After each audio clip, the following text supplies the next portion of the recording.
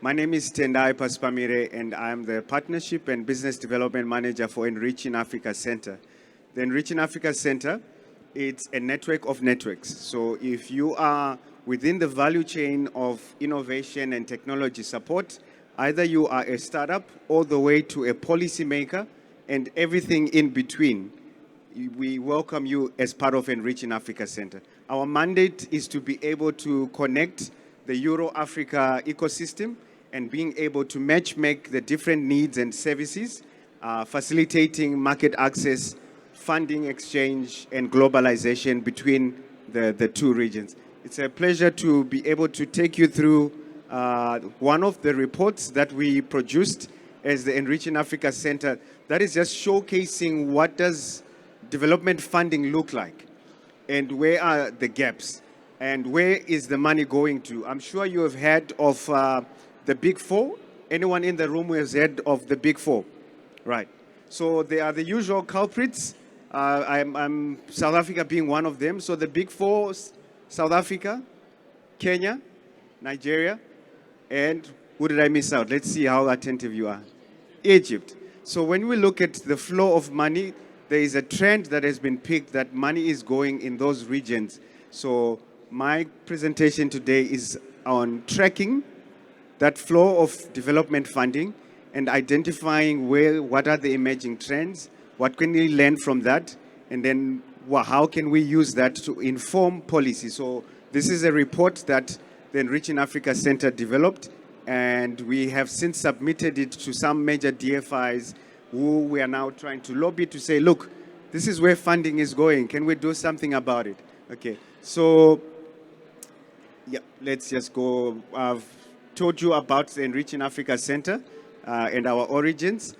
So I won't need to go much into that. So basically what we did is that we looked at key major DFIs, and we were able to extract data from the major DFIs being the EC, FMO, USAID, the World Bank, Bongo Hive, BMZ, UNDP, Bill and Melinda Gates.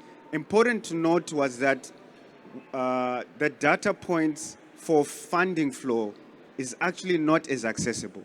Most of these major DFIs do not have public records where we are able to track how they issue out their funding. So it's not all inclusive of all DFIs, but this is also a telltale sign to say, where is the data? Why are we not making the data available? So I thought I would put that pre-case as such that maybe you would want to find out where is the rest of the data. Right. So just an overview of the funding landscape. Like I mentioned, here's how money mainly flows. So we have got the funders, and then we have the recipients. So the main funding comes from your bilateral DFIs, your international DFIs, and your foundations. And then that money first goes to recipients, which are mainly governments, hubs at international level, some development agencies that work on behalf of these major DFIs, and then ultimately it cascades now to the ecosystem. So you can see that at each stage, because each entity has got their management fees, etc., etc., etc. So you can already see that by the time the money gets to the startup or by the time the money gets to the ESO, quite a chunk of it is already diminished as we go down the whole value chain. So we will see what those trends, as we aggregate them, what does that ultimately mean. Just a graphic representation again of that funding flow. So there is quite a lot of the funding that then remains with intermediaries, like I mentioned in the previous slide, because of their management or project management fees. Quite a lot of the funding remains with the intermediaries. Now, I want to just check with you a pop quiz. Am I allowed to get down the stage and walk and talk with people? Am I allowed, right? Okay. I don't like monologues. I like to interact with people, right? So let's have a pop quiz. The intermediaries, where do you think most of the intermediaries are? Are they in Europe or are they in Africa? Pop quiz. In Africa. If you're saying in Africa, just raise your hand. Let me see how many think the intermediaries are in Africa. Okay? One. Those think they are outside of Africa, Europe, or the rest of the world, raise up your hand. Okay. So, you're absolutely right. So, no, I don't need a mic. No, we talk. They're doing very well. Yeah, I don't need a mic. Thank you. So, the money, you can see there's quite a lot of development funding that first rests with international intermediaries. But hang on, isn't this supposed to be for the actual African ESO or ecosystem actors? So why are we using international intermediaries to administer African funds? I think I'm being political. Let me go to the next one. All right. Okay, so let's look at, this data was an aggregate 2020 to 2023, right? That's the data. So we just put that disclaimer out there. This data was aggregated between 2020 and 2023, and like I said, we could only do it with 9 major funders. Those are the ones which had the public data available. So what it showed us that we had a total of 1.4 billion in funding, right? In that time period. And of that 1.4, we had a total of 90 plus. Let me move down, then I can see. We can talk together. We had about 190 plus number of funding projects that were issued out. And we had average ticket size was about 2 million USD that went to an actual project or consortium, right? And then, which then was filtered between about 150 recipients. The main model of accessing DFI funding is in consortiums. So that's why you see that there was about 150 recipients. And then we can see of that 150, what does it look like? Where is it? So like I mentioned earlier, it's either going to innovation development agencies, it's either going for hub support, for training, but we can see the trend, unfortunately, is actually decreasing. Between 2020 to 2023, the global funding, development funding available to Africa has been on a downward trend of decrease. What does that mean? What does that translate to for the everyday entrepreneur? It basically means our source of programmatic funding is gradually becoming lower and lower, and therefore we need to be more creative in terms of how then do we become sustainable? How do we continue running programs? How do we continue having a thriving ecosystem? So that could be a podcast session for another day, right? So key findings that I'll just take you quickly through the summary of then what were the key findings that we saw.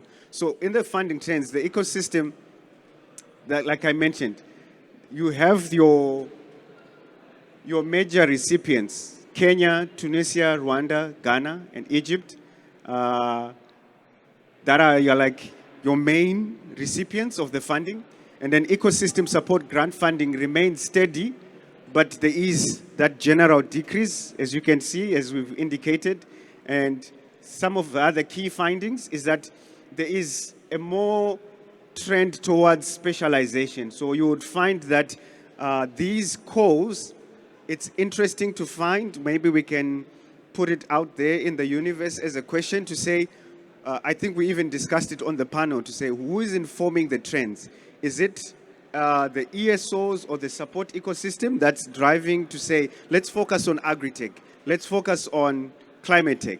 Or is it the funders that are coming with the mandate to say, here is money, but focus on this trend? But it's a topic for another day as well. So, but there is a trend towards specialization. So we are seeing that money is going more towards fintech.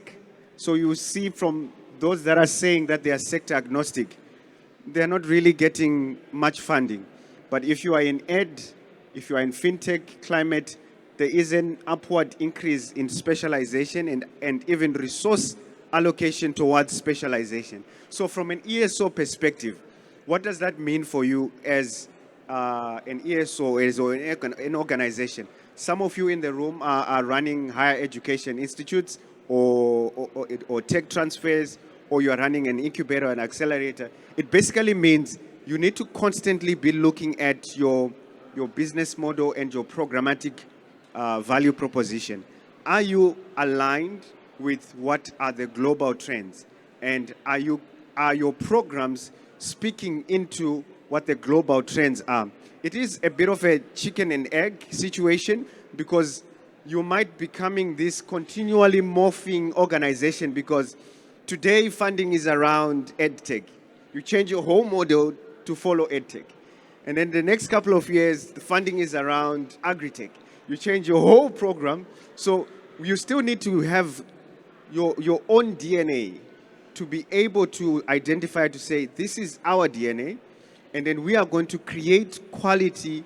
I think we spoke about it even on the panel, to say you can inform trends by the type of quality that you are producing in your incubator or your accelerator. Right. Other interesting findings was that current funding does not empower local actors. Like I mentioned, the money is going to intermediaries. Like you can see, ecosystem support champions. When we're saying champions, we're referring to the whole support ecosystem. So ecosystem support champions are really the direct recipients of funding. There's always an intermediary. So that also prompts us to say, also from a policy perspective, is this the most feasible way, or are there lacking points from the ESO perspective that we need to look at to be deemed credible to receive directly from a DFI? So it's a learning point. It could be an issue of capacity building. So from an Enriching Africa Center, we then say, okay, let's look at a maturation development program for ESOs. Why are they not being able to receive directly from DFIs? Is it because of their M&E frameworks?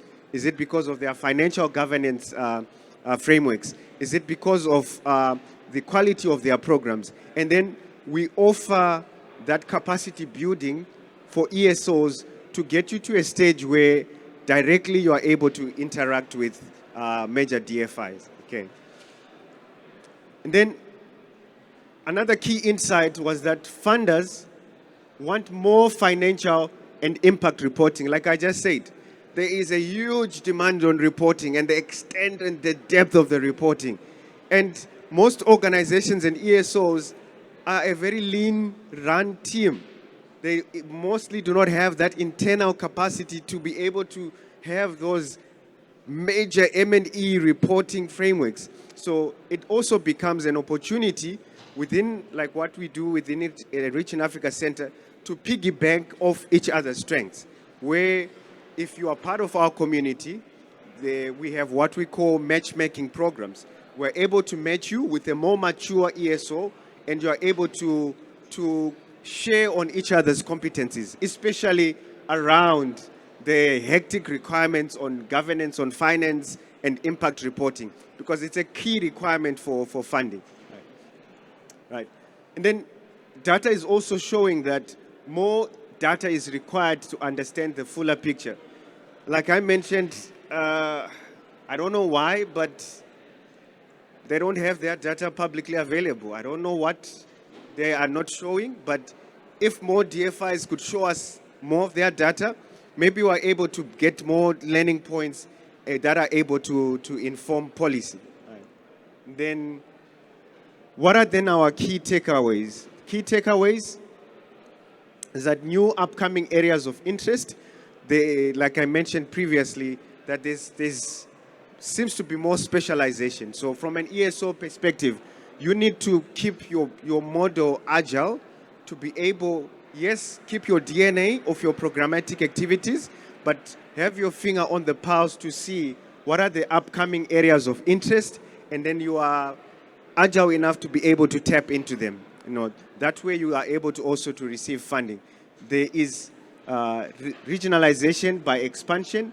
Many funders are now looking at cross-border type of funding. Instead of a South Africa-specific fund, you would find that the GIZ might release a fund that has got a South Africa, Lesotho, Botswana, a regional focus type of framework. So collaboration is then therefore the key that when these calls come, you are able to join together with other hubs or accelerators in other regions, and then you collectively apply for those bids, right?